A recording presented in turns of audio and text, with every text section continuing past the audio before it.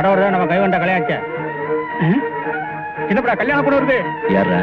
உங்க பூங்கோதே. சின்ன பண்ண, உங்களுக்கும் எனக்கும் கல்யாணம்னு ஊரெல்லாம் சொல்லிட்டு தெரியுறீங்களாமே, ஏன் கல்யாணத்தை பத்தி முடிவெடுக்க நீங்க யாரு? இந்த சின்ன பண்ண யாரு, எப்படிப்பட்டவன்னு இந்த ஊருக்கு நல்லாவே தெரியும். நான் எடுக்கிற ஒவ்வொரு முடிவுக்கும் யாரோட சம்மதத்தையும் கேட்கணுங்கிற அவசியம் எனக்கு இல்லவே இல்லை. இந்த சின்ன பண்ண முடிவெடுத்தா எடுத்ததுதான். உங்க முடிவுக்கு நான் கட்டுப்பட வேண்டிய அவசியம் எனக்கு இல்ல. உங்களுக்கு மனைவி ஆகிறத என்னால நினைச்சு கூட பார்க்க முடியாது. ஏன்? எனக்கு என்ன குறைச்சல்? என்னை விட தகுதியான வேற ஒருத்தன் உனக்கு கிடைச்சிடுவானே? எனக்கு புருஷனா வரப்போற ஒரு தகுதியை பத்தி தீர்மானிக்க வேண்டியது நான். ஊருக்குள்ள நல்ல மனுஷன்னு பேர் எடுக்க முடியாத ஒருத்தர் ஒரு பொண்ணுக்கு நல்ல புருஷனா எப்படி இருக்க முடியும்? உங்க முடிவை நீங்க மாத்திக்கிறது நல்லது.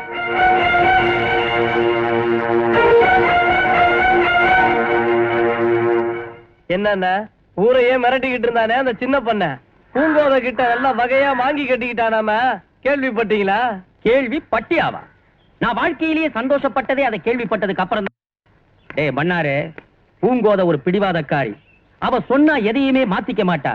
சின்ன பண்ணைய தூக்கி எறிஞ்சதுதான்.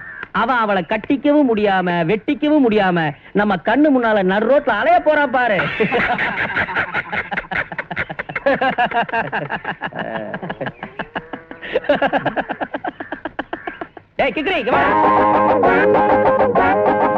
என்ன மைனரே, காலகாலத்துல கச்சேரி ஆரம்பிச்சிட்டீங்களா? காலையில இருந்து உங்ககிட்ட ஒண்ணு கேட்கலாம் நினைச்சுக்கிட்டு இருந்தேன். கேட்கட்டுமா? என்னடா இந்த வெட்டி பையன்னு சொல்றாங்கல்ல, அப்படின்னா யாரு? டேய், இந்த ஊர்லயே வெட்டி பைய நீ ஒருத்தன் தான்டா. நான் ஒருத்தனா? ஆமா. அப்ப வேற யாருமே கிடையாதா? டேய், இந்த ஊர்ல மாத்திரம் இல்ல, இந்த உலகத்திலேயே சல்லடை போட்டு தேடி எடுத்தாலும் உன்ன மாதிரி ஒருத்தன் கிடைக்க மாட்டான்டா. நான் இல்லாம வேற ஒரு வெட்டி பையில இந்த ஊர்ல நான் காமிச்சேன்னா காமிக்கிறேங்கிற? காட்டுறா பாக்கலாம். ஏ பின்னாடி வா, கொஞ்சம் ஜாலதா களி கூப்பிட்டுக்க.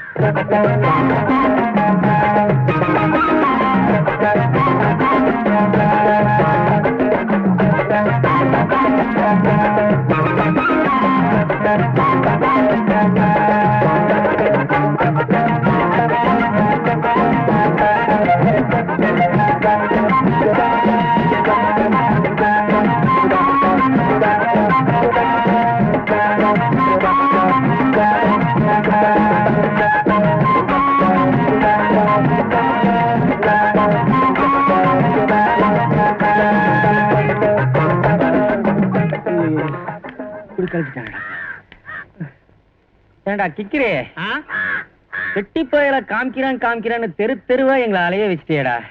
நான் ஒரு மனுஷன் நம்பி என் பின்னாடி பொழப்போட விட்டு தெருவா அலைஞ்சி இல்ல, நீங்க தான்டா வெட்டி பயலுகளா.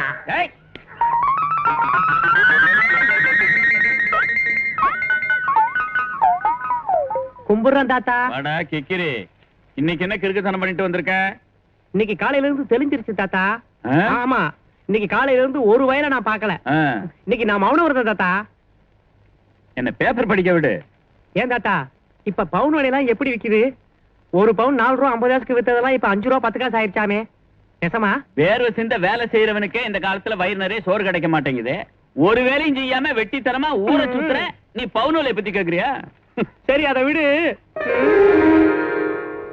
ஏன் தாத்தா, உங்ககிட்ட ரொம்ப நாளா ஒண்ணு கேட்கலாம்னு நினைச்சுக்கிட்டு இருந்தேன். அது என்ன போட்டாது? யாரோ ஒன்ன மாதிரி ஒரு தாத்தா யாரோ மீச வச்சவருக்கு என்னமோ கொடுத்துக்கிட்டு இருக்கேன். அது என்னன்னு சொல்றியா? அதுவா, நம்ம சின்ன பண்ணையோட அப்பா பெரிய பண்ண பரமசிவத்தோட போட்டோ. 30 வருஷத்துக்கு முன்னாடி நம்ம ஊருக்குள்ள நுழைஞ்சி கலாட்டா பண்ணா நரம்படி நாகப்பங்கிற ஒரு பெரிய ரவுடி. அவனை பிடிச்சு போலீஸ்ல கொடுத்தாரு அவரு. அதுக்காக அவரை பாராட்டி பொன்னாட போத்தி மெடல்லாம் கொடுத்தாரு முதலமைச்சர். அந்த போட்டோ அது. கிறுக்கு பையன் இதெல்லாம் போய் உங்ககிட்ட பேசிக்கிட்டு. நான் 30 வருஷத்துக்கு முன்னாடி பிறக்கல. நான் பிறந்திருந்தேன்னா அந்த நரம்படி நாகப்பண்ண நான் போலீஸ்ல பிடிச்சு கொடுத்துருப்பேன். போன இந்த சின்ன பொண்ணை எதை சொன்னாலும் இந்த ஊர்ல ஒரு தடவை தான் சொல்லுவாங்க, அது உடனே நடந்துரும். ஆனா இந்த பூங்கோத விஷயத்துல அது பொய்யாயிருமோன்னு பயமா இருக்கு. சின்ன பொண்ணு, நீங்க மட்டும் அந்த பொண்ணை கல்யாணம் பண்ணிக்காம போயிட்டீங்கன்னு வச்சுக்கங்க, இந்த ஊர்ல ஒரு பயம் அதிக மாட்டான். என்ன இருந்தாலும் இவ்வளவு திமிர கூடாதுங்க. இது அதுக்கு ஏதோ உங்களை மாதிரி அந்த பொண்ணுக்கு தாய் தகப்பம் இல்லாகட்டியும் உங்க அளவுக்கு செல்வாக்கோட மதிப்போட மரியாதையோட வாழ்ந்துகிட்டு இருக்காங்கிற ஒரே காரணத்துக்காக அந்த பொண்ணு மேல நீங்க ஆசைப்பட்டு கட்டிக்கிட்டா அவ்வளவுதான் கட்டிக்குவேன்னு ஊரு பூரா சொல்லிவிட்டீங்க. அந்த பொண்ணு என்னடானா பலாருன்னு அரைஞ்ச மாதிரி முடியாதுன்னு சொல்லிவிட்டா. போற போக்க பார்த்தா உங்களுக்கும் பூங்கோதைக்கும் கல்யாணம் நடக்கிற மாதிரி எனக்கு தெரியல. பேசாம நீங்க எவ்வளவு மறந்துருங்க அப்படின்னு எவனாவது சொன்னா கூட என் மனசு தாங்காது. நடந்தா பண்ணைக்கும் பூங்கோதைக்கும் தான் கல்யாணம்.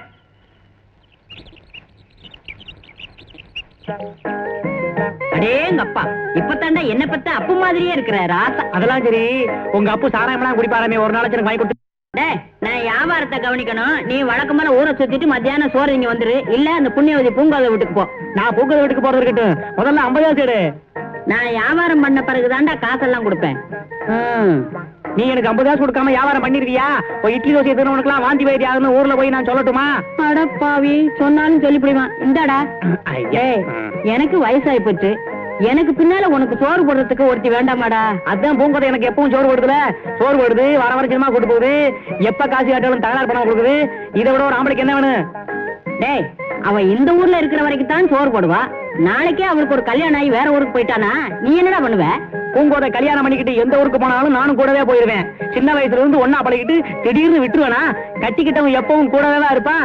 அவன் வேலை வெட்டிக்கு வெளியே போன பிறகு அவன் செய்ய வேண்டிய வேலையெல்லாம் நான் செய்வேன். கிறுக்கு பயலே விவரம் கட்ட தானமா எங்கேயாவது போய் இப்படி உளறி வைக்காதடா.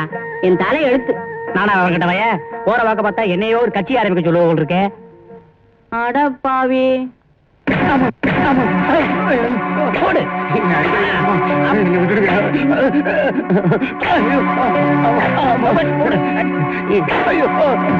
இனிமே நான் போலீஸ் ஸ்டேஷன் பக்கம் போகவே மாட்டேன். என்ன மன்னிச்சுங்க. டேய், போலீஸ் ஸ்டேஷன் போறதுக்கு முன்னாடி இந்த புத்தி உனக்கு வந்திருக்கணும்டா. இந்த ஊர்ல ஒரு கொலை நடந்தாலே பஞ்சாயத்து தான் முடிவு பண்ணுங்கிறது எங்க சின்ன பொண்ணையோட கட்டளை. ஒரு கோழி திருட்டு போனதுக்காக நீ போலீஸ் ஸ்டேஷன் வரைக்கும் போயிருக்க. எனக்கு கோவம் வர்றதுக்கு முன்னாடி இங்க இருந்து போடா. நிக்காத, போடா.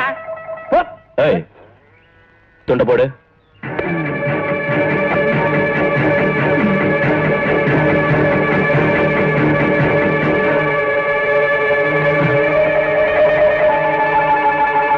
சின்ன பண்ண ரோட்ல துண்ட போட்டான்.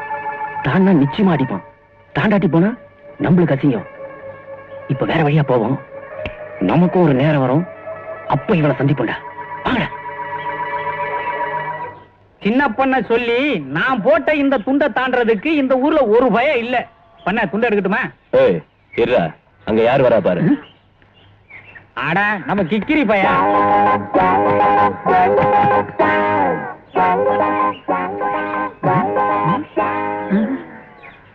ஏய் கிக்கிரி, வேணும்னா அந்த துண்டை நீயே எடுத்துக்க. அப்பப்ப பூங்கோது கிட்ட என்னோட அருமை பெருமை எல்லாம் நீ சொன்னன்னு வச்சுக்க. இந்த மாதிரி துண்டு ஏண்டா எவ்வளோட கொடுக்கலாம்? ஒரு லாரியா அனுப்பலாம். ஆமா, பூங்கோதை தினசரி எனக்கு சோறு ஓடுது, அவிச்ச முட்டை தருது, நான் திங்கிறதுக்கு கேட்கறது எல்லாமே வாங்கி தருது. உன்னை பத்தி பூங்கோதை கிட்ட ஏதாவது சொன்னேன்னு வச்சுக்க, எல்லாத்தையும் நிறுத்திப்படும். எங்க நான் பூங்கோதை கொடுக்கறதுலாம் தின்னு உன்ன மாதிரி பயிராயிரம் பொறாமப்பட்டுக்கிட்டு பூங்கோதை கிட்ட உன்னை பத்தி பேச சொல்றேன். அதுக்கு இவன் மாதிரி இடிச்சு வாயிருந்தான், அவனை பார்த்து சொல்லு. ஏய், மத்தவங்க கிட்ட பேசுற மாதிரி என்கிட்ட பேசாத. என்கிட்ட பேசணும்னா மரியாதையா நீங்க வாங்க போங்கன்னு தான் பேசணும். ஏய் எருமாடு, சொல்லண்டா. டேய், சின்ன பொண்ணைக்கு கோவம் வர்றதுக்குள்ள அவரை மரியாதையா சொல்றா கிக்கிரி. வாங்க வாங்கன்னு மரியாதையா வாடா. நீ வாடா போடா. டேய், அடி திருப்பால. ஏய், வெட்டி விடுவா வெட்டி. மறுபடியும் இந்த பக்கம் வராம போயிடுவேன். நில்லு. யார வெட்டி வாங்குற? கிக்கிரி பையன் அம்பலக்காரர. கிக்கிரி அடாடா, அவன் ரெண்டு கட்டா அவன்கிட்ட போய் சண்டை போட்டுட்டு இருக்கேப்பா. நீ வா, நீ வாப்பா. உட்காரு. நீ உட்காரு. சின்ன பண்ண அம்பலக்காரன் ஒருத்தர் பேச்சதான் நீ கேட்பேன்னு இந்த ஊர்ல எல்லாரும் சொல்றதை கேட்கும்போது எனக்கு ரொம்ப பெருமையா இருக்கு. நானும் அப்பனும் சின்ன வயசுல இருந்து ஒன்னா பழகுனங்கிறத மறக்காம இன்னும் நீ எனக்கு மரியாதை கொடுக்கிற பாரு, எனக்கு ரொம்ப சந்தோஷமா இருக்கு. நான் அதையும் மறக்கல, நீங்க தான் மறந்துட்டீங்க. நான் எதை மறந்தேன்? எங்க அப்பா உயிரோடு இருந்திருந்தா பூங்கோதி எனக்காக பொண்ணு கேட்டிருப்பாருல்ல. நீங்க எங்க அப்பா ஸ்தானத்துல இருந்து எனக்காக பூங்கோதி பொண்ணு கேட்டானே குறைஞ்சா போயிடுவீங்க. அது சரி, நல்லது நடக்கிறதா இருந்தா கேட்டு பார்க்கலாம். ஆனா பாத்தீங்களா, இதுதான் உங்ககிட்ட எனக்கு பிடிக்கிறதே இல்ல. சரிப்பா, சரி, உனக்காக நான் போய் கேட்டு பார்க்க. முதல்ல போய் அது செய்யுங்க. கிருஷ்ணா, கிருஷ்ணா, கிருஷ்ணா. என்ன சினிமா போலாமா?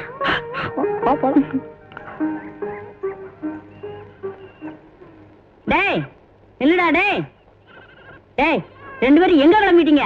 ஏன் கிளவி, ஒரு நல்ல காரியத்துக்கு கிளம்பும் போது எங்க போறேன்னு கேக்குறீங்க? உனக்கே நல்லா இருக்கா? வெள்ளிக்கிழமை ஆச்சு, கோயிலுக்கு போலாமான்னு பூங்கா வந்து கூப்பிடுச்சு. நீ கொஞ்ச காலத்துக்கு நல்லா இருக்கணுங்கிறதுக்காக, சாமி கிட்ட வேண்டிக்கணுங்கிறதுக்காக நானும் கிளம்பினேன். இந்த மாதிரி வந்து தடங்கல் பண்றியே. நாங்க என்ன பக்கத்து கோட்டையில சினிமா ஓடுது, அதுக்கா போறோம். படம் கூட ஓடி சிரிச்சிருப்பா இருக்குதாமே. படம் 7 மணிக்கே போட்டுவாங்களே, சீக்கிரத்துல போனா தானே டிக்கெட் கிடைக்கும். அதுக்கு போல கோயிலுக்கு போறேன். வா போலாம். கோயிலுக்கா? கொஞ்சம் இருங்க, நானும் வந்துடுறேன். இந்த கிழவிக்கு அறிவே கிடையாது போகும்போத. எங்க நம்ம சினிமா போற விஷயத்தை உளறியோன்னு பயந்தே போயிட்டேன். வா போலாம், வா போலாம். ஏ கிழவி வா, நான் குஷ்பு நீ கேட்டதா சொல்றேன்.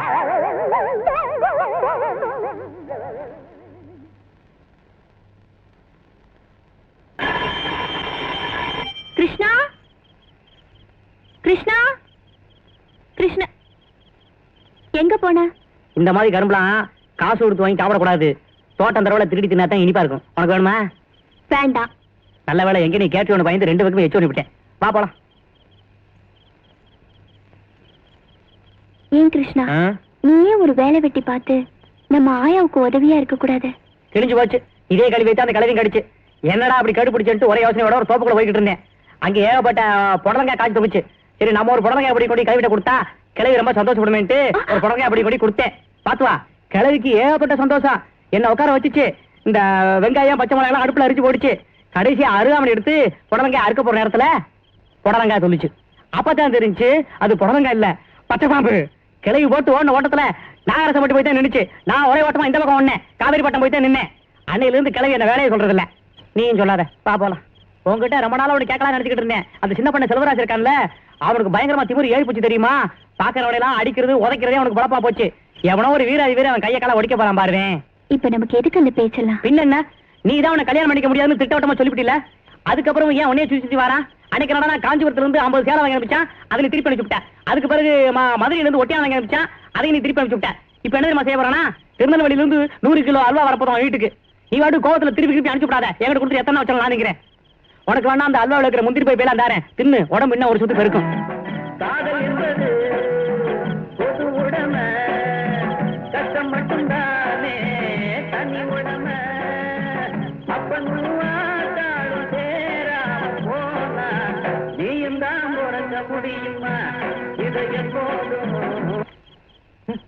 எவ்வளவு பெரிய தத்துவமான வார்த்தை. அப்பன்னு ஆத்தாலும் சேர்ந்தாத்தான் புள்ள வரக்குமா? இந்த அறிவு கேட்டவைய புள்ளையில புள்ளையிலன்னு புலம்பிக்கிட்டு அடுத்த ராத்திர ஒண்டி கட்டில படுத்திருக்க. வா, உனக்கு முன்னாடியே தெரியுமா? என்கிட்ட சொல்லவே இல்ல.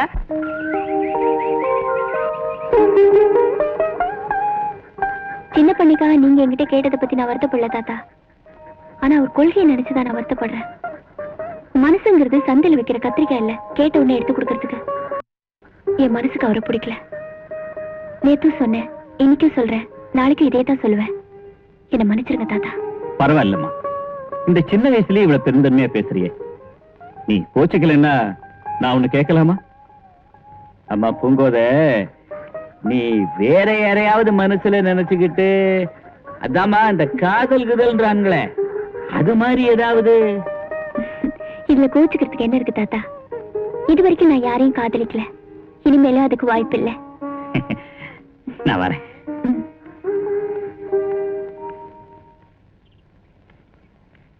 நில்லுடா, எங்கடா வேகமா போயிட்டு இருக்க? ஒரு முக்கியமான வேலை. ஆமா, முக்கியமான வேலை.